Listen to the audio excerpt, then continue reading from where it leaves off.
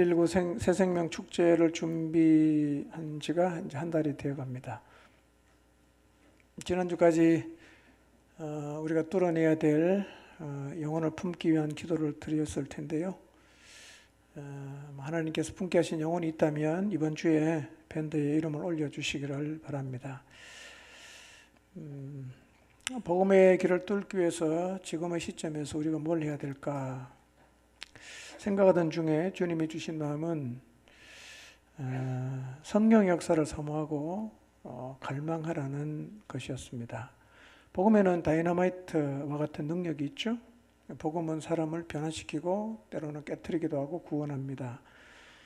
그렇지만 우리는 이 복음이 그렇게 능력이 있다는 것을 여전히 경험하지 못하고 있을 수 있습니다. 왜 그럴까요? 복음은 성령이 역사해야 능력으로 나타나요. 오순절에 제자들이 복음을 전했을 때 그 복음은 진짜 능력이었어요. 예수님을 죽여야 된다고 소리 질렀던 사람도 아마 그 중에 있었을 텐데 그들이 예수님을 신성모독자라고 그들이 정죄했던 예수님을 구원자와 주님으로 받아들였는데요. 그때 제자들 모두는 성령 충만했습니다. 성령이 역사하면 복음의 능력이 나타납니다. 그래서 우리가 가장 먼저 구해야 되는 일은 우리가 성령 충만하는 거예요. 성령의 통로가 되기를 기도하는 일을 먼저 해야 합니다. 또 하나는 성령의 역사를 갈망해야 합니다. 성령님, 제가 순종해서 가겠습니다. 그리고 입을 열겠습니다. 근데 제가 입을 열어 복음을 전하고 그들을 교회로 초청할 때 성령님 역사해 주십시오. 이런 기도가 정말 필요합니다. 저는 이번 119 새생명 집회의 성패는 성령의 역사하심을 경험하느냐 그렇지 않느냐에 달려있다고 생각합니다. 다들 전도가 안 된다 그러죠? 전도하기가 좀 두렵기도 합니다. 그러나 영혼이 죽게 돌아와 구원 얻는 일이 하나님의 소원이잖아. 하나님이 소원하는 일이 안 이루어질 리는 없잖아요. 예. 관건은 뭡니까? 성령이 역사하셔야 돼요. 예. 그를 구원의 길로 이끄시고 믿음을 주시는 분이 성령님인데요. 우리가 가서 복음을 전할 때 성령께서 역사해 주시기를 갈망하시기를 바랍니다. 하나님, 제가 하겠지만 제가 할 수 없습니다. 성령 역사를 갈망합니다. 내가 복음 들고 나가서 전할 때 역사해 주십시오. 이런 간절한 갈망과 기도를 쌓아가시기를 바랍니다. 자, 오늘은 빌립보서 3장 1절에서 3절 말씀을 상고하겠습니다. 설교 제목을 좀 바꿨어요. 왜냐하면 이 잔소리라는 표현이 이게 조금 부정적으로 들릴 수도 있어서 좀 다르게 표현했습니다. 한번 읽어볼까요? 제목 시작. 네, 똑같은 말인데 표현을 바꿨습니다. 그러나 사실 이것은 바울의 잔소리라고 할 수는 있어요. 여러분 잔소리 좋아하십니까? 싫어하시죠? 근데 잔소리는 잔소리라고 느끼는 순간 귀를 닫습니다. 그래서 엄마가 잔소리하는 건 참 바보 같은 짓이에요. 안 듣거든요. 안 들어요. 근데 바울은 빌립보 성도들의 안전을 위해서 내가 지금 같은 말을 반복한다. 그 말하면서 지금 실제로 반복을 하고 있거든요. 우리는 늘 새로운 걸 원하지요. 살고 안 살고는 차후 문제이고 일단 새로운 것을 듣기를 원하고 새로운 것을 알기를 원해요. 그래서 같은 성경 공부 2번 하라고 하면 싫어합니다. 다 마스터했다 그러죠. 설교를 듣다가 비슷한 내용이 나오면 제가 아는 건데 그리고는 안 들어요. 다 아는 거니까 들을 필요가 없다고 생각하겠죠. 여러분 새로운 걸 알아간다는 게 나쁜 건 아닌데요. 더 중요한 게 뭐냐면 알고 있는 내용대로 살아내는 거예요. 여러분 알고 있는 거는 많은데 살아가는 데 관심이 없다면 많이 알면 알수록 우리의 귀만 커지겠죠? 그러면 교만하게 돼요. 정말 필요한 것은 사는 것입니다. 바울은 지금 빌립보 교회 성도들이 꼭 들어야 하는 것을 말하고 있는데요. 교회들마다 상황 속에서 들어야 하는 말씀이 있어요. 그런 이야기는 반복해서 해야 되고 반복해서 들어야 합니다.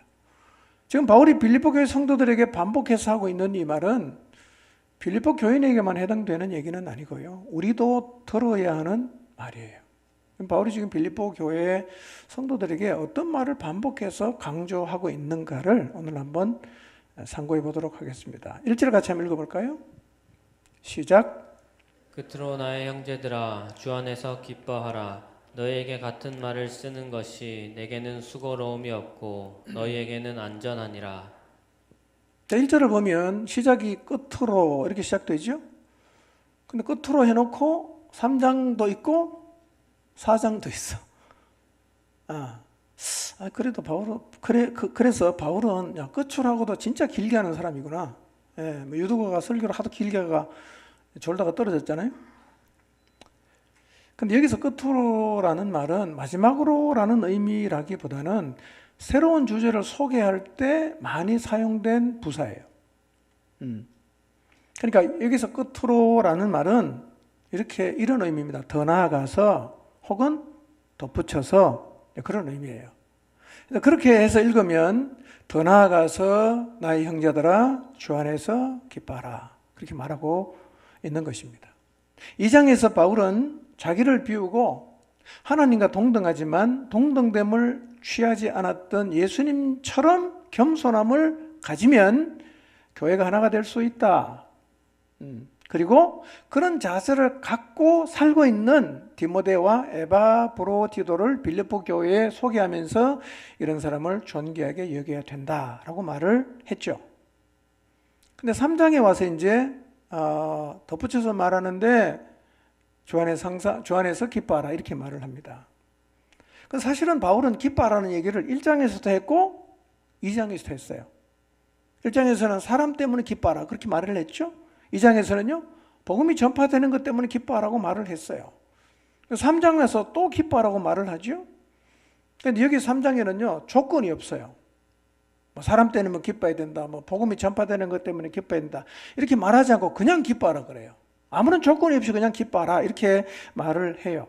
그러니까 3장에서 1절에서 새로운 얘기를 한다고 해놓고 뭐 하라 그러죠? 기뻐하라는 얘기를 반복한다는 말이에요. 이게 무슨 의미일까요?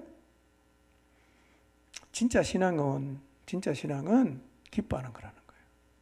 진짜 신앙은 기뻐하는 거다. 근데 만약에 바울이 지금 저택에서 호화롭게 살면서 자가용 빈기를 갖고 살면서 주 안에서 기뻐해라 이렇게 말을 하면 설득력이 떨어지겠죠? 당신은 그렇게 잘 사니까 기뻐하겠지만 나는 지금 먹을 것도 없고 산이 너무 고달프다. 그래서 난 기뻐할 수 없다. 이렇게 생각을 할 텐데요. 바울이 지금 어디에 있죠? 감옥에 있잖아. 감옥에 있으면서 기뻐하라고 말을 하니까 이 말은 굉장히 설득력이 있는 거예요. 예. 이 기뻐하는 것은 사실은 그리스도인의 표식이기도 한데 자, 한번 생각해 보십시오. 어떻게 환경과 조건과 상관이 없이 항상 기뻐할 수 있을까요? 가능한 얘기입니까? 여러분 지금 기뻐하십니까? 기쁘십니까? 괴로우십니까? 여러분 항상 기뻐하는 게 진짜 가능할까요? 저도 생각을 많이 해봤거든요. 묵상을 많이 해봤어요. 진짜 이게 가능한 얘기인가 이게? 기뻐하라고 성경에 적혀 있긴 한데 이게 진짜 가능한 얘기인가? 가능하다면 어떻게 이게 가능하냐? 여러분 한번 생각해 보시기 바랍니다. 여러분 인생을 다 살고 계신데 항상 기뻐하는 게 가능하다고 생각되십니까? 그렇게 살고 계십니까? 지금 기쁘신가요? 신앙생활하는 사람을 이렇게 보면요, 두 부류가 있어요. 하나는 실제로 기쁨으로 신앙생활을 하는 사람이 있어요. 또 한 부류는 굉장히 피곤함으로 신앙생활을 하는 사람도 있어요. 항상 얼굴이 일그러져 있고 찡그리고 있고, 예, 힘들어 죽겠다 죽겠다 하면서 투덜거리면서 가는 사람도 있단 말이에요. 그런가 하면 어떤 사람은 정말 신앙생활을 기쁨을 하는 거예요. 고난받아도 기뻐하고 봉사하고 전도하는 것도 기뻐하고, 그 다음에 뭐 어떤 일을 하든지 간에 항상 기쁨으로 하는 사람이 있어요. 근데 그 반대편에 보면 모든 걸 피곤해 해요. 하나 하라고 부탁하면 투덜거리고 왜 나한테 시키냐고 짜증내고 안 한다 그러고, 그렇게 굉장히 피곤하게 주님을 따르는 사람도 있는데요. 나는 어느 쪽인 것 같아요? 여러분은 신앙생활을 기쁨으로 하십니까? 피곤하게 하십니까? 야, 목자가 혹시 말이에요. 야, 너 가는 길이 같은 코스니까 집에 좀 차 좀 태워줘라. 인상 팍 쓰고 나가면서 투덜거리는 거 왜 나한테만 자꾸 시키냐고, 자기가 하지. 굉장히 피곤하게 신앙생활을 하는 사람이 있는데, 나는 어느 쪽인가 한번 생각해 보십시오. 뭘 해도 기쁘십니까? 아니면 뭘 해도 피곤하십니까? 피곤하게 여기면, 피곤하게 생각하면 불평이 많겠죠? 원망이 많아요. 자꾸 짜증이 나죠. 똑같이 신앙생활을 하는데 왜 한쪽에서는 기쁨을 하고 왜 한쪽은 피곤하게 할까요? 차이가 뭘까요? 여러분, 주님을 따르면서 기뻐하는 것이 성경 전체의 가르침입니까? 아니면 바울만 그렇게 얘기하는 겁니까? 자, 성경을 몇 군데 한번 찾아봅시다. 누가복음 10장 17절입니다. 시작. 70인이 기뻐하며 돌아와 이르되 주여 주의 이름이면 귀신들도 우리에게 항복하더이다. 예수님이 70명의 제자를 불러 모아놓고 둘씩 짝을 지어서 전도하러 보냈어요. 근데 그들이 전도하러 갔는데요, 굉장히 놀라운 경험을 많이 합니다. 귀신이 막 쫓겨나가요. 사람들이 막 복음을 받아들이는 열매를 거두었어요. 그러니 예수님께 돌아오는 거예요. 어떻게 돌아왔다고 성경에 기록되어 있습니까? 기뻐하며 돌아왔다 그랬어요. 어디에 기쁨이냐? 전도의 기쁨이 있어요. 저는 이 기쁨을 여러분이 맛보게 되기를 바랍니다. 전도하면 항상 기뻐할 수 있어요. 자, 그 다음에 요한복음 16장 24절 한번 읽어봅니다. 시작. 지금까지는 너희가 내 이름으로 아무것도 구하지 아니하였으나 구하라 그리하면 받으리니 너희 기쁨이 충만하리라. 어디에 기쁨이 있다고 말하고 있습니까? 기도에 기쁨이 있다는 거예요. 예수님 말씀하십니다. 야, 너 기도해봐라. 응답 받을 거야. 그러면 너희 기쁨이 충만해질 거야. 이렇게 말씀을 하셨습니다. 기도할 때 기쁨이 있어요. 기도하는 사람은 항상 기뻐할 수가 있습니다. 자, 사도행전 2장 46절 볼까요? 시작. 날마다 마음을 같이하여 성전에 모이기를 힘쓰고 집에서 떡을 떼며 기쁨과 순전한 마음으로 음식을 먹고.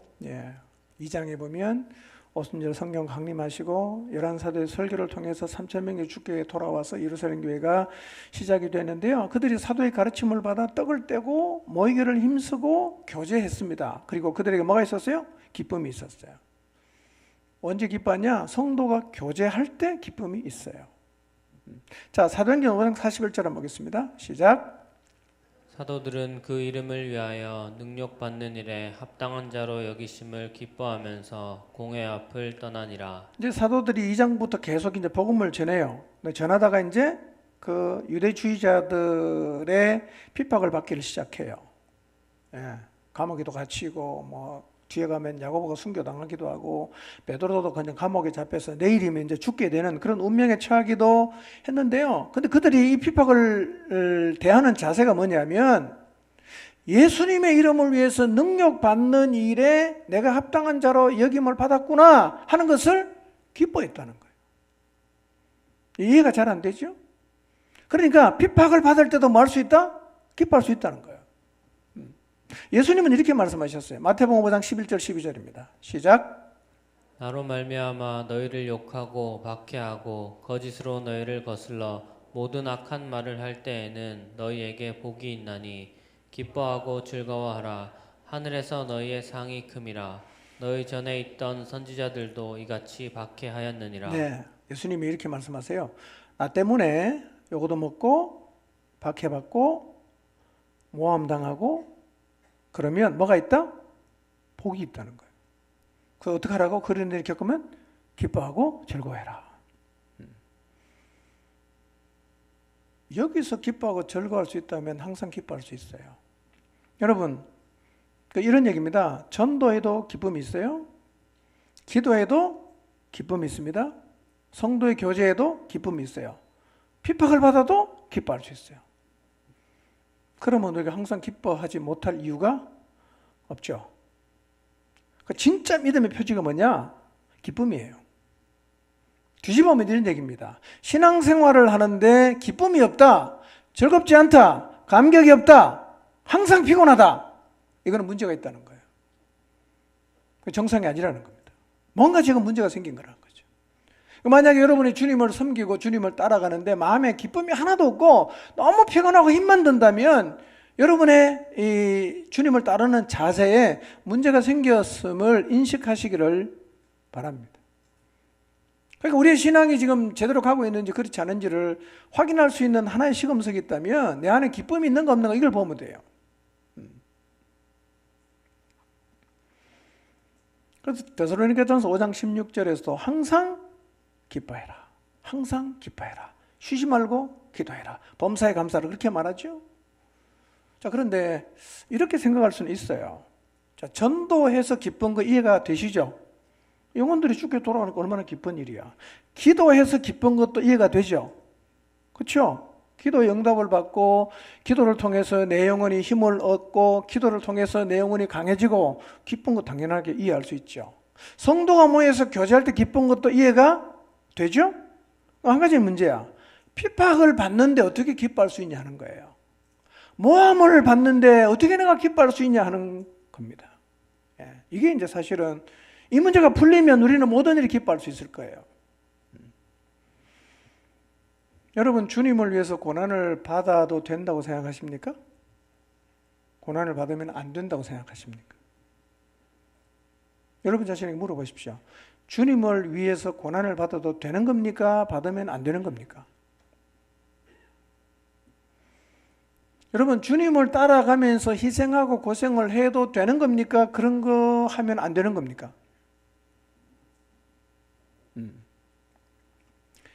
우리가 주님을 열심히 따라가는데 고난을 겪고 사람들에게 모함을 받고 그 다음에 희생을 하면 주님은 우리 보고 그런 일을 겪으면 기뻐하라고 했는데요. 우리는 기뻐하기보다는 이런 태도를 보일 수 있어요. 아니, 내가 이렇게 열심히 주님을 따라가는데 주님이 나를 안 지켜준다는 사실이 너무 힘든 거야. 너무 시험 드는 거예요.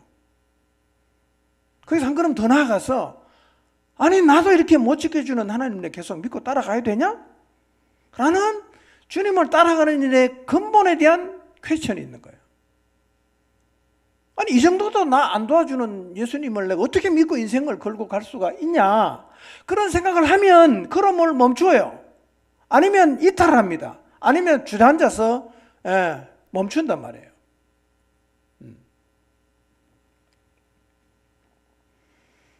여러분 어떻습니까? 주님을 따라가다 고난받을 수 있습니까? 여러분 1세기 그리스도인들은 핍박을 당연하게 여겼거든요. 제가 수요일 전에도 잠깐 말씀드렸는데요. 그리스 메테오라 수도원을 가면 수도원이 몇 개 있는데 그 중에 하나 수도원에 가면요, 이 천장 위에다가 그 동방정교회는 그림을 다 그리거든요. 그 언어를 모르는 사람이 많았기 때문에 그림으로 복음을 설명해요. 근데 그 위 천장에 보면 순교당하는 장면 137개가 그려져 있어요. 사자의 밥이 되고 화형을 당하고 십자가에 달리고 톱에 잘려 죽고 껍질 벗겨 죽고 막 하여튼 우리가 상상하기 힘든 여러 방법으로 순교를 당했어요. 근데 그들이 순교의 잔을 거부하지는 않습니다. 죽었다는 거죠. 한번 생각해 보십시오. 인생 몇 번 있습니까? 한 번밖에 없죠. 근데 한 번밖에 없는데 죽어버렸어요. 신앙이 무슨 의미가 있어요? 내가 죽어버렸는데. 그러니까 죽을 수 없단 말이에요. 한 번밖에 없는데 죽도록 고생하면 인생의 의미는 어디가 찾아요? 그러니까 고생당한 거 싫어하는 거예요. 핍박받는 거 우리는 거부하는 겁니다. 잘 되게 해주세요. 삐까번쩍하게. 누가 봐도 아, 예수님 믿으면 잘 되구나. 이런 얘기를 우리가 듣고 싶어 하는데요. 근데 1세기 그리스도인들은 고난받고 핍박받고 그냥 뭐 지하 동굴에 가 숨어 살고 그냥 순교당하는 거 다 감내를 했는데 제 안에 드는 질문이 하나 있었어요. 그게 뭐냐면 저렇게 죽을 수 있는 힘이 뭐였냐는 거예요. 죽을 수 있는 힘이. 고난을 받으면서도 기뻐할 수 있는 힘이 도대체 뭐였냐는 거예요. 여러분 고난 앞에 한번 서보십시오. 그거 쉽게 받을 수 없습니다. 순교의 자리에 한번 서보십시오. 나 죽겠다 이렇게 목숨 내는 거 쉽지 않아요. 그 힘이 어디서 나오냐는 거예요. 그런 힘이 있으면 우리도 그들처럼 살 수 있지만 그 힘이 없으면 순교당하면 도망가든지 타협하든지 나 예수님 안 믿겠다 이렇게 말하겠죠. 그 힘이 뭘까요? 부활이었어요. 나 부활한다. 영생의 소망이었습니다. 부활과 영생에 대한 소망이었어요. 부활의 그날 하나님이 갚으신다. 그걸 믿었어요. 여러분 인생이 한 번인 건 맞지만 우리가 살고 있는 인생 뭐 70년, 80년인데요. 이 잠깐 사는 인생을 다 살고 죽음의 강을 건너면 주님이 예비하신 영원한 나라가 있습니다. 믿습니까? 이거 안 믿으면 고난 받을 수 없어요. 이 생이 전부인데 어떻게 내가 한 번밖에 없는 인생을 그렇게 고난받고 순교당할 수 있겠어요? 그건 불가능하죠. 그러나 죽음 저편에 하나님이 예비하신 영원한 나라가 있다, 부활이 있다고 진짜 믿으면요 감당할 수 있어요. 여러분 예수님 부활하셨잖아요. 부활하셨을 때 주님이 살아있을 때 하셨던 모든 말씀은 살아있었어요. 우리도 부활해요. 그때 우리가 이 땅에서 믿고 살았던 모든 말씀이 다 살아있습니다. 그때 가면 우리는 아하, 내가 땅에 살 때 하나님 약속의 말씀을 붙잡고 살아간 인생이 최고구나. 그거를 확인하는데요. 여러분 1세기 그리스도인들이 그렇게 살 수 있었던 이유는 죽음의 강을 건너가지 않았지만 여기서 그걸 믿었단 말이에요. 확실히 믿었어요. 그러니까 고난도 감내할 수 있고 순교의 잔도 마실 수가 있었어요. 여러분 부활에 있기 때문에요. 이 땅에서 하나님 말씀을 따라 살아간 삶은 절대로 실패가 아니에요. 여러분 진짜 부활이 있다면 이 땅에서 하나님의 말씀을 따라 살아가는 길에서 어떤 일을 만나도 기뻐할 수 있어요. 핵심은 이거예요. 어떤 일을 만나냐 이게 핵심이 아니에요. 지금 내가 말씀을 따라 살고 있냐 이게 핵심이라는 거예요. 내가 하나님 말씀을 따라 살고 있어요. 그런데 고난을 받았어요. 기뻐할 수 있습니다. 왜냐? 우리가 받는 고난은 장차 우리가 받게 될 그 영광과 비교할 수가 없다. 또 예수님께서 말씀하셨습니다. 나로 말미암아 박해를 받고 욕을 먹고 모함을 받으면 하늘에서 상이 크다 라는 말씀을 주셨는데요. 그 말씀을 내가 진짜 믿으면 말씀을 따라 살아가는 길에서 어떤 일을 만나든 그 별로 중요하지 않다는 거예요. 핵심이 뭐냐? 오늘 내가 말씀을 따라 바로 살고 있냐는 거예요. 바로 살았다. 기뻐할 수 있어요. 여러분 오늘 여러분이 하나님 말씀을 따라 바로 살고 있다면 기뻐하시기를 바랍니다. 뭐가 있어요? 부활이 있어요. 그때 가보면 이 말씀이 살아있어요. 똑같이. 그래서 이 사실을 우리가 진짜 믿으면 말씀을 따라가는 길에서 어떤 일을 만나든 어떤 일을 겪든 기뻐할 수 있습니다. 핵심은요, 무슨 일을 겪었냐가 아니에요. 하나님 말씀대로 살았냐. 이게 핵심이에요. 매일 저녁 집에 가서 잠자리 들기 전에 한번 가만히 생각해 보세요. 오늘 내가 하나님 말씀대로 살았나? 살았다면 기뻐하십시오. 그 삶은 남아있습니다. 항상 생각해야 됩니다. 나는 지금 하나님 말씀대로 살고 있나? 살고 있다면 무슨 일을 만나든 그건 중요하지 않아. 중요하지 않습니다. 기뻐할 수 있습니다. 왜? 그 삶은 다 남아있어요. 그래서 여러분 매일 저녁 집에 가서 잠자리 들기 전에 하루를 돌아보면서 오늘 내가 하나님 말씀을 따라 잘 살았는가 그걸 돌아보십시오. 그러면 그렇게 살다가 고난을 겪고 그렇게 살다가 핍박을 받았어도 하나님 말씀대로 바로 살아간 것 때문에 하나님 앞에서 기뻐할 수 있게 되시기를 바랍니다. 바로 산 것 때문에 기뻐할 수 있다면요, 우리는 범사에 항상 기뻐할 수가 있습니다. 그 다음 바울이 이렇게 말을 해요. 너희에게 같은 말을 쓰는 것이 내게는 수고로움이 없고 너희에게는 안전하다 이렇게 말을 해요. 바울은 같은 말을 쓰는 것을 수고롭지 않다 이렇게 말을 해요. 이 말은 같은 말을 쓰는 것에 내가 주저하지 않는다 이런 뜻이거든요. 같은 말을 반복하면 이 빌립보 교인들이 싫어할 텐데 그런 생각을 안 한다는 거예요. 설령 같은 말을 했을 때 빌립보 교인이 싫어한다고 해도 나는 이 빌립보 교회 성도를 바로 세우는 데 필요하다면 같은 말을 100번이고 1000번이고 할 수 있다는 거예요. 할 수 있다는 거죠. 저는 바울과 같은 생각을 하고 있습니다. 그래서 그 사람을 세우는 데 필요하다면, 공동체를 세워가는 데 필요하다면 똑같은 말을 10번이고 100번이고 저는 계속 합니다. 기도하십시오. 매일 성경 읽으십시오. 복음을 말하십시오. 멸망으로 한 영혼을 구원하십시오. 성령의 충만을 입으십시오. 중요한 얘기예요. 반복해서 해야 됩니다. 계속해야 돼요. 저는 이외에도 교회를 세우는 일에 필요한 말이 있다면 앞으로도 계속해서 반복해서 이야기할 겁니다. 그럼 바울은 왜 같은 이야기를 반복해서 합니까? 이렇게 말하지 않습니까? 나에게는 수고로움이 없고 너희에게는 안전하다는 거예요. 안전하다. 안전하다는 말은 빌립보 성도들의 영혼을 지켜주는 경호원이다 이런 뜻이 있어요. 그러니까 지금 바울이 하고 있는 반복된 얘기가 빌립보 교회 성도들을 가장 안전하게 지켜주는 말이기 때문에 너희가 듣기에는 똑같은 말처럼 들릴지 모르나 나는 계속해서 반복해서 말한다 이렇게 이야기하고 있어요. 여러분, 한 사람을 기도와 말씀으로 무장하는 자리에 세우려면 그 얘기 몇 번 해야 됩니까?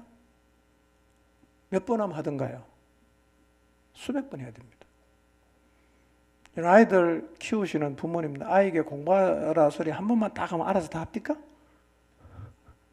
반복하죠. 똑같은 얘기. 예. 그러니까 여러분, 한 번 말했다고 그만하시는 것은 잘하는 게 아니에요. 아니에요. 중요한 얘기는 반복해서 계속해야 됩니다. 하나님 말씀 안에 머무는 게 가장 안전하기 때문에 이 안전한 자리에 설 때까지는 계속해서 반복해야 됩니다.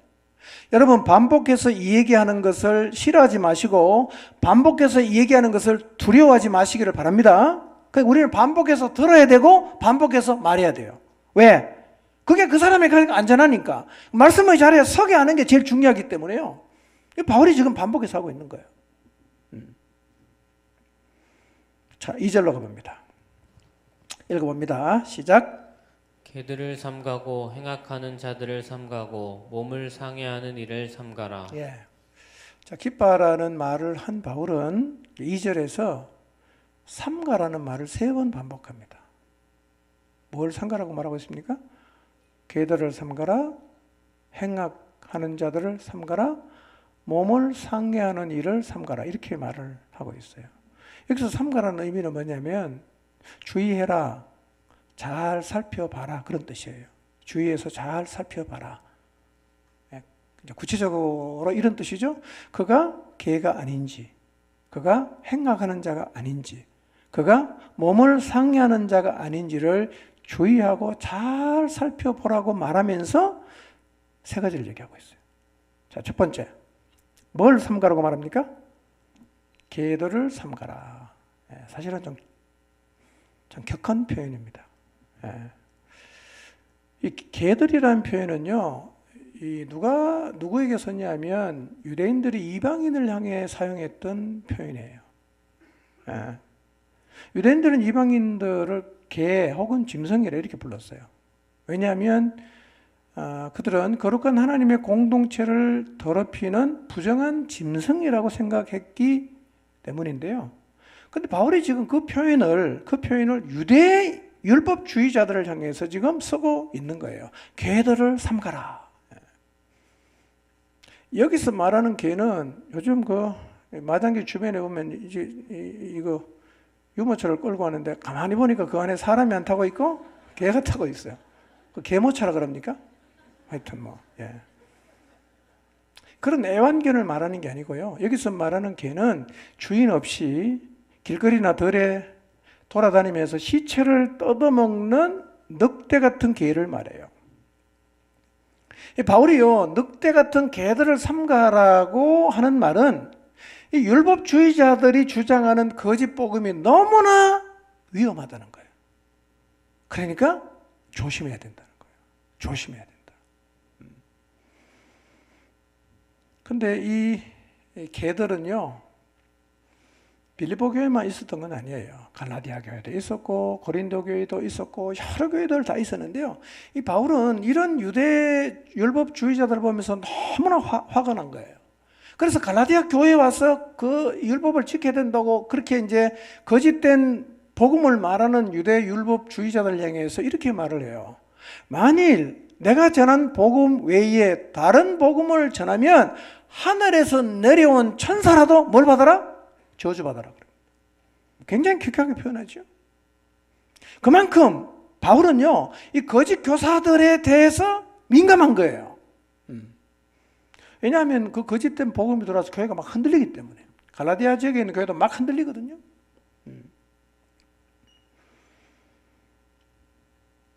여러분, 오늘날도 거짓 복음이 많습니다.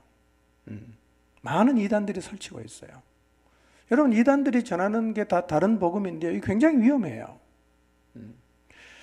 여러분, 이 이단들이 말하는 이 거짓 복음이요, 우리 영혼에 심각한 위험을 줄 수 있다는 사실을 깊이 인식해야 합니다. 이런 태도를 가지면 안 돼요. 내가 한번 들어보고 판단하겠다. 그런 사람은 다 넘어갑니다. 여러분, 이단도 논리 위에 논리를 전개합니다. 밑에 기본 논리가 틀리긴 했지만 그 분간을 못하는 사람은요, 들으면 맞는 말 같아요. 내가 들어보고 판단하겠다 이러고 하다가 이단에 넘어간 사람이 적질 않거든요. 여러분, 거짓 교사를 조심해야 됩니다. 사람의 영혼을 흔드는데 걸리는 시간이 그렇게 길지 않아요. 한두 시간 휘딱 넘어갈 수 있어요. 그래서 바울은 영혼을 물어뜯는 개들을 조심해라, 그렇게 강조하는 거예요. 그래서 여러분, 바울은요, 자기가 세운 교회들마다 이 거짓 교사들이 자꾸 들어와서 교인들을 혼란스럽게 하니까요, 바울은 그 교회들마다 누구를 보내냐면 자기가 믿을 만한 사람을 보내는 거예요. 아볼로를 보냅니다. 누가를 보냅니다. 마가 요한을 보냅니다. 그 다음에 브리스길라와 아굴라를 보내고 다 이렇게 보내는 거예요. 예. 그리고 빌립보 교회는 누구를 보내려고 했어요? 디모데와 에바브로디도를 보내려고 했어요. 왜요? 이 사람 말은 들어도 된다는 거예요. 이 사람 말은 너희가 다 받아들여도 된다. 그러나 거짓 교사 말은 들으면 안 된다. 그래서 바울은 이 거짓 교사의 거짓 복음이 너무나 위험하기 때문에 자기가 세운 교회마다 누굴 보냅니까? 믿을 만한 사람을 다 보내려고 하는 거예요. 여러분, 우리 시대에도요, 다른 복음 전하는 사람을 만날 수 있습니다. 여러분은 신앙생활 할 때 제 말과 목자들의 말을 잘 들으시기 바랍니다. 이 말은 바울이 빌립보 교회의 디모데와 에바브로디도를 소개하면서 이들의 말을 들으라고 한 것과 똑같은 원리예요. 믿을 만한 사람 얘기를 들어야 됩니다, 여러분. 여러분의 목자는 믿을 만한 사람이니까요, 딴 사람 얘기 듣지 말고 누구 말 들어야 돼요? 목자가 하는 얘기를 들으십시오. 거짓 교사가 너무 많습니다, 여러분. 자, 두 번째 뭘 삼가라고 합니까? 행악하는 자를 삼가라. 행악하는 자를 삼가라. 행악하는 자는 문자적으로 악한 일꾼이라는 뜻이에요. 이들은 뭘 주장하느냐면 예수님을 믿어도 율법을 지켜야 된다. 예수님을 믿어도 할례를 받아야 된다. 예수님을 믿어도 코셔, 유대 음식법을 지켜야 된다. 예수님 믿어도 안식일을 지켜야 된다. 이렇게 주장하는 사람이었어요. 그러니까 예수님 믿는 것만으로는 구원에 이르기에 부족하니까 율법도 체크해라 이렇게 얘기를 했는데요. 복음의 배경을 모르는 이방인들은 이 얘기를 들으면 굉장히 혼란스러운 거예요. 그 말이 맞나? 진짜 그렇게 해야 되나? 그래서 막 할례를 받기도 하고 율법을 지키려고도 하고 이렇게 했단 말이에요. 그러니까 이렇게 흔들리는 교인들을 보면서 바울의 마음에 부담이 뭡니까? 거짓 교사란 말이에요. 거짓 교사. 누굴 보냅니까? 자기와 똑같은 복음을 갖고 있는 사람을 계속 교회마다 보내는 거예요. 야, 이 사람 말을 들어야 된다. 거짓 교사 말 듣지 말고 이 친구 말을 들어라. 그리고 계속해서 교회에다가 자기가 보낸 사람의 말을 들으라고 소개를 했단 말이에요. 그게 바울의 마음이었어요. 그런데 이 편지를 쓰기 11년 전에 예루살렘에서 종교회의가 열려요. 왜냐하면 그때도 이미 극단적인 유대주의자들이 교회를 돌아다니면서 율법을 지켜야 된다, 할례를 받아야 된다는 얘기를 계속 하니까 이 교인들이 막 흔들리는 거예요. 그래서 바울과 바나바가 예루살렘으로 갑니다. 그리고 사도들이 모여서 회의를 하잖아요. 결론이 뭡니까? 결론이 이거예요. 이방인들에게 할례를 받는 것을 강요하지 말고 율법 지키는 것을 강요하지 않아야 된다. 다만 네 가지만 권면하자. 네 가지가 뭐죠? 피, 목매 죽인 것, 우상 숭배, 음행은 피해야 된다. 이것도 구원의 조건으로 단 건 아니에요. 권면. 그 당시에 이게 만연하니까 이 네 가지는 좀 조심하라는 권면을 하기로 결정이 난 얘기예요. 그런데 그 후에도 극성스러운 할례주의자들이 이방교회까지 도시락 사들고 다니면서 가서 자꾸 교인들을 흔드는 일이 일어났단 말이에요. 바울은 이런 사람이 뭐라고요? 악한 일꾼이라고 말하는 거예요. 여러분, 오늘날도 이런 사람들이 있어요. 조심해야 됩니다. 멀쩡하게 신앙생활을 잘하는 사람 찾아와서 그런 식으로는 안 된다. 그리고 어떤 행위를 구원의 조건으로 내거는 거예요. 뭐 금식해야 되고 뭐 방언을 해야 되고 갖다 붙이는 건요. 이게 여러분 구원은 오직 뭘로 받습니까? 오직 믿음이에요. 그럼 우리가 예수님을 믿고 섬기고 봉사하고 헌금도 하고 그냥 뭐 주님을 따라하기 위해서 희생도 하고 뭐 선교도 합니다. 그거는 뭐예요? 구원의 조건이 아니에요. 구원의 결과로 우리가 자원해서 하나님 앞에 헌신하는 거죠. 구원의 조건은 예수님 믿는 것 외에 어떤 것도 플러스가 되는 게 없단 말이에요. 그 더하는 게 뭐예요? 그게 악한 일꾼이란 말이에요. 바울은 빌립보 교회를 생각하면서 학자들은 두 가지 의견입니다. 예방주사를 놓는다. 아니면 이미 유대주의자들이 들어왔다. 이렇게 보는데 어쨌든 간에 바울은 그 부분에 대해서 지금 계속해서 경계를 하고 있는 겁니다. 세 번째, 뭘 삼가라 그래요? 몸을 상해하는 일을 삼가라 그랬어요. 개혁성경 이전에 건요, 손할례 단계다 이렇게 번역을 했는데요. 할례는요 헬라말로 페리토메라는 말이에요. 페리토메. 뜻이 뭐냐면 잘라낸다 그런 뜻이에요.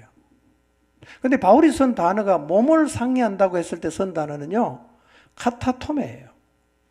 뜻이 뭐냐? 똑같이 자른다는 거예요. 근데 몸을 상해한다는 이 카타토메는 그냥 의미 없이 그냥 절단하는 자체만을 의미하는 말이에요. 그냥 잘라낸다. 그게 다예요. 그런데 바울은 지금 몸을 자르는 것을 말하면서 할례라는 의미의 페리토메라는 말을 쓰지 않고 그냥 절단한다는 의미를 갖고 있는 카타토메라는 단어를 사용했는데 왜 그렇게 했을까요? 이런 말입니다. 본질을 기억해라. 할례 본래 의미가 뭐냐? 여러분 할례를 처음 누가 받았어요? 아브라함이 받았죠. 의미는 뭐예요? 너희가 언약 백성이라는 표를 몸에 두는 거예요. 너는 나와 언약을 맺은 백성이야 라는 표를 몸에 두는 게 뭐였죠? 할례였어요. 자, 그런데 오순절날 성령님이 오시고 신약에 와서는 하나님의 백성이라는 표식이 뭐죠? 성령이 오심이에요. 성령이 오심이에요. 할례가 아니란 말이에요. 성령은요, 우리에게 도장을 빵 찍었습니다. 그리고 너는 내 거야 라는 보증으로 우리에게 오신 분이 성령님이란 말이에요. 그러니까 성령님이 언약 백성의 표징인데 할례를 또 받을 필요가 있어요? 없죠. 그래서 바울은 일부러 할례라는 표현을 쓰지 않고 그냥 자르는 것이라고 표현을 하는 거예요. 예, 의미 없이 그냥 자르는 것 이렇게 표현을 했어요. 자, 고린도후서 1장 22절 한번 봅시다. 시작. 그가 또한 우리에게 인치시고 보증으로 우리 마음에 성령을 주셨느니라. 우리가 하나님의 백성인 보증으로 하나님이 주신 분이 누굽니까? 성령님이에요. 에베소서 1장 13절 봅니다. 시작. 그 안에서 너희도 진리의 말씀 곧 너희의 구원의 복음을 듣고 그 안에서 또한 믿어 약속의 성령으로 인치심을 받았으니. 자, 구약의 할례가 가진 언약 백성의 표징이 성령이 오신 다음에는 뭘로 바뀝니까? 성령의 오심으로 바뀌었다는 거예요. 그러니까 성령이 이제 오셨으면 이제는 할례 받을 필요가 있어요, 없어요? 없죠. 근데 자꾸 할례를 받으라고 하니까 바울이 뭐라고 말합니까? 그건 단지 살을 자르는 행위일 뿐이다. 그렇게 얘기를 하는 거예요. 유대인들이 뭘 잊어버리냐면 할례의 원래 의미를 잊어버렸어요. 그래서 뭐 합니까? 의미 없이 살을 자르는 행위만 반복하고 있다고 바울이 말하고 있어요. 그래서 바울은 본질을 잃어버리고 단순히 살을 자르는 것과 같은 행위를 삼가라. 따라하지 마라. 그렇게 얘기를 하고 있습니다.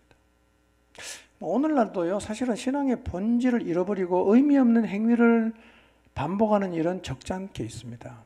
미국 어떤 교회에서 그랬다 그래요. 예배를 드리면 교인들이 다 일어나서 뒤로 휙 돌더니만 인사를 하더래요. 그래서 뒤에 아무것도 없는데 왜 저 예배 시작하기 전에 모든 교인이 일어나서 뒤를 돌아보면서 인사를 하는가?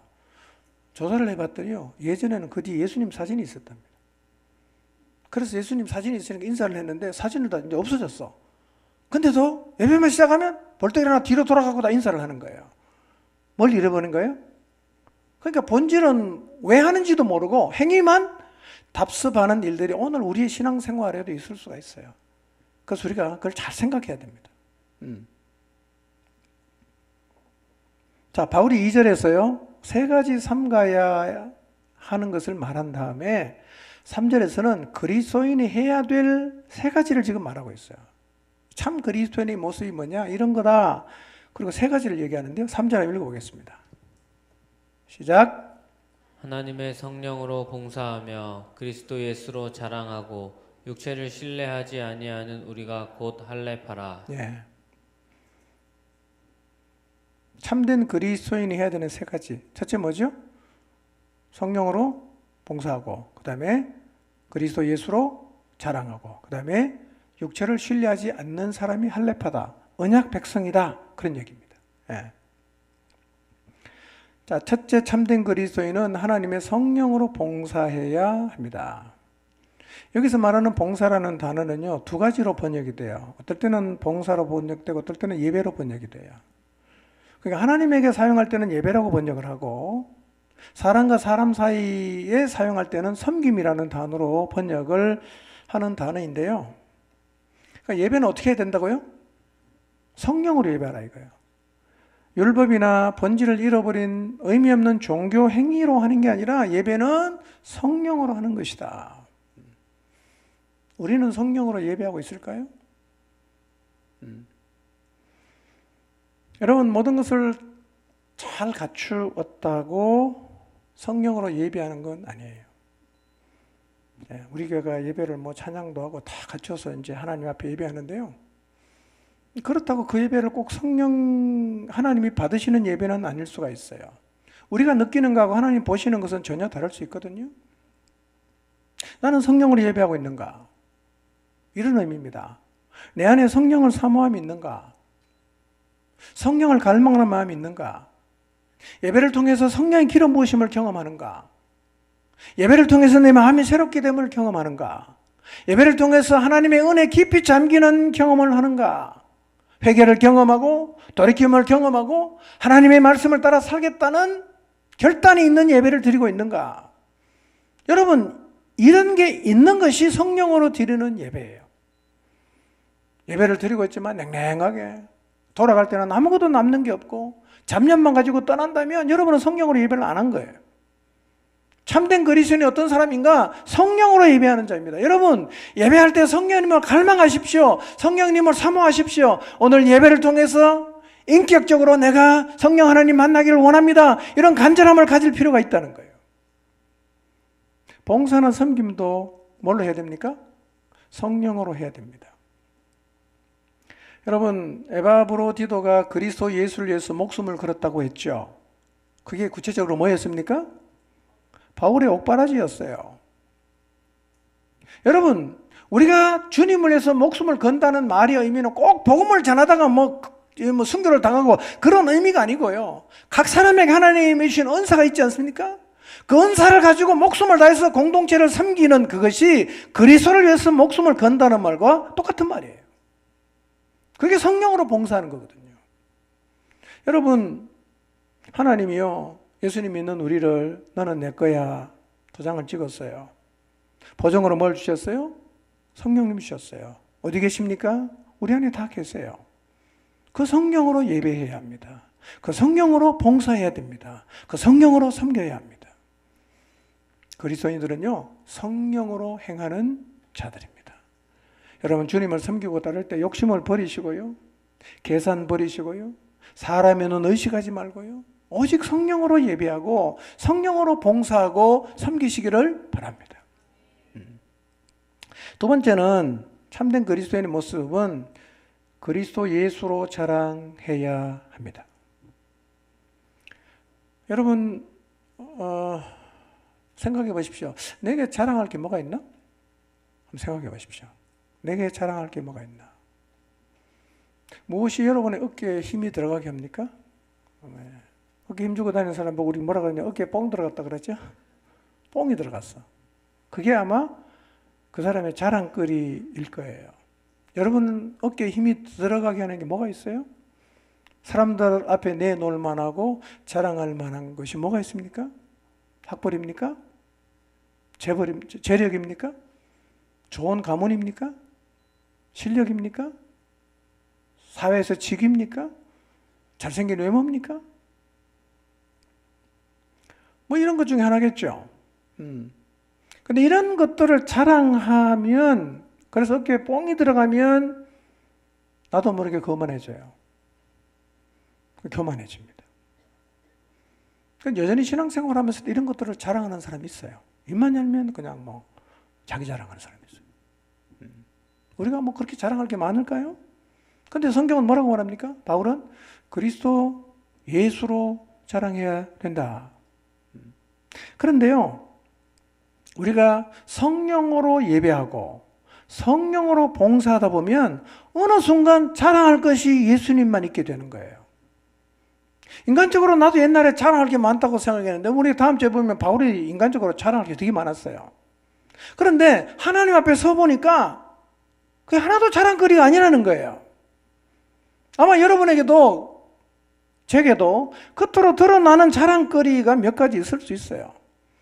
근데 하나님 앞에 딱 서보면요, 그게 진짜 자랑할 거리가 아니라는 걸 알게 된다는 거예요. 여러분 자신을 한번 잘 돌아보세요. 제가 저를 되게 돌아보거든요. 우리가 어떤 존재입니까? 하나님 얼마나 많이 배반했어요. 죄는 얼마나 많이 지었어요. 얼마나 불순종 많이 했어요. 또 죄를 짓고 하나님 실망키고 또 죄를 짓고, 이런 나를 보면, 이런 악한 나를 보면 하나님 앞에 도저히 내 얼굴 들고 나갈 수가 없다. 사람은 우리를 잘 못 보지만 하나님은 속속들이 다 보고 계시지 않습니까? 나 하나님 앞에 나갈 자신이 없다. 난 너무 잘못을 많이 했다. 너무 죄를 많이 지었다. 그런데요, 하나님은 그런 나를 받아줘요. 괜찮다. 용납해줘요. 그 은혜를 잊고 나면, 그 사랑을 경험하고 나면, 내가 예수님 사랑 때문에 사는구나. 내가 은혜 때문에 사는구나. 내가 자랑할 거는 예수님밖에 없구나. 이렇게 된단 말이에요. 저는 여러분 모두가 진심으로 예수님만 자랑하게 되기를 바랍니다. 생각해 보세요. 세상에서 누가 나를 이렇게 사랑해 주겠어요? 누가 나를 이렇게 수도 없이 용납해 주겠어요? 누가 나에게 이렇게 많은 기회를 주겠어요? 우리는 우리의 내면이 다 드러나면 우리 서로 다 내칠 거예요. 그런데 그런 연약함과 악함에도 불구하고 오늘 우리가 하나님 앞에 서 있잖아. 오늘 우리가 하나님을 예배하고 있잖아. 그래도 우리가 하나님을 위해 살고 있잖아요. 그래도 성도를 섬길 수가 있잖아요. 이게 뭡니까? 은혜예요. 사랑이에요. 이걸 깨닫고 나면 예전에 내가 자랑했던 게 다 이게 자랑이 아니야. 내가 자랑할 분은 예수님밖에 없다. 나에게 진정한 사랑을 깨닫게 해주시고 그리고 끝까지 버리지 않고 내치지 않고 받아주신 예수님밖에 자랑할 게 없다. 그렇게 고백하게 되는 것입니다. 여러분 혹시 아직도 여러분 자신에게 자랑할 것이 있다고 생각하십니까? 하나님 앞에 서 보십시오. 하나님의 사랑과 은혜를 깨달아 보십시오. 그리고 예수님만 자랑하게 되시기를 바랍니다. 세 번째, 참된 그리스도인 마지막입니다. 뭘 신뢰하지 않아야 됩니까? 육체를 신뢰하지 않아야 합니다. 근데요, 이게 사실은 연관성이 다 있어요. 성령으로 예배하고 성령으로 봉사하면 예전에 자랑거리라고 생각했던 것이 그게 결코 자랑거리가 아니라는 거. 내가 오늘 이렇게 서 있을 수 있는 것은 하나님의 사랑과 은혜라는 사실을 깨닫게 되고 예수님만 자랑하게 돼요. 예수님만 자랑하는 사람이 무슨 육체를 신뢰하겠어요? 당연히 안 하겠죠. 나 아무것도 내세울 게 없다. 오직 하나님 은혜이다. 하나님의 사랑 때문이다. 이렇게 고백하는 사람이 어떻게 육체를 신뢰하겠어요? 신뢰 안 하게 돼 있어요.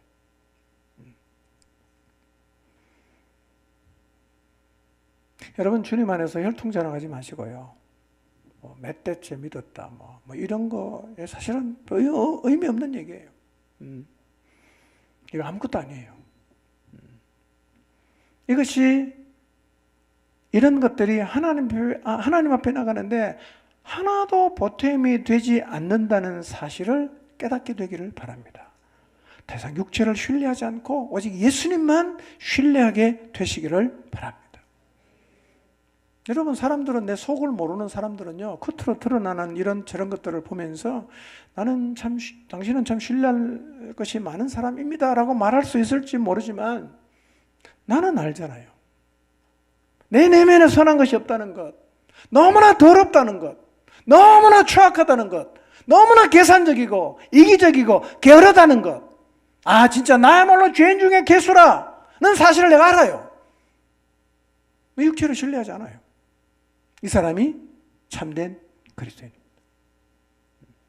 육체를 신뢰할 게 없어요, 사실은. 주님만 자랑하게 되고 주님만 신뢰할 뿐이죠. 나라는 존재는 신뢰할 만한 존재도 아니고 사실은 자랑할 거리도 없어요. 하나님의 사랑과 은혜가 아니면 우리는 이 자리에 서 있을 수도 없는 존재예요. 감사한 건요, 하나님 다 알잖아. 지난 한 주 여러분 어떻게 살았는가 하나님 모르시겠어요? 다 알아요. 어떤 생각했는지, 어떤 말했는지, 어떤 행동했는지 다 합니다. 너 나가. 이렇게 말해도 할 말이 없을 것 같은데요. 그분은 끝없이 받아주지 않습니까? 끝없이 용납하지 않습니까? 괜찮다 그래요. 다시 시작하라 그럽니다. 나는 여전히 너를 사랑한다 그래요. 뭘 자랑해야 됩니까? 예수님의 뭘 자랑하겠어요? 오직 예수님만 자랑하게 되기를 바랍니다. 어떤 육체의 것도 더 이상 신뢰하지 않게 되기를 바랍니다. 이 사람이 참된 그리스도인이에요. 바울의 빌립보 성도들의 안전을 위한 같은 소리를 마음에 새기시기를 바랍니다. 여러분, 하나님 말씀을 따라 제대로 가고 있다면 그것이 충분히 기뻐할 이유가 됩니다. 부활이 있잖아요. 하나님 말씀 살아있잖아요. 오늘 하루 내가 하나님 말씀대로 순종하며 살았다. 그것 때문에 기뻐하시기를 바랍니다. 거짓된 교사들의 잘못된 가르침을 경계하십시오. 그러니까 바울은 항상 자기가 세운 교회에 문제가 생기면 자기가 믿을 만한 사람을 보내고 이 사람 말을 들어라 이런 얘기를 계속합니다. 왜? 가짜가 너무 많으니까요. 여러분 신앙생활을 하는 내내 여러분의 목자의 말에 귀를 기울이시기 바랍니다. 딴 사람 얘기 듣지 마세요. 목자 얘기를 들으십시오. 아멘입니까? 예, 가장 믿을 만한 사람이에요. 절대로 여러분의 목자는 부족함이 있을지언정 여러분을 넘어뜨리는 일을 고의적으로 하는 사람은 없습니다. 네. 그러나 거짓 교사는요, 여러분을 다 넘어뜨립니다. 오직 성령으로 행하시고 예수님만 자랑하고 육체를 신뢰하지 않는 참된 그리스도인으로 살아가시기를 주님의 이름으로 축복합니다. 기도하겠습니다.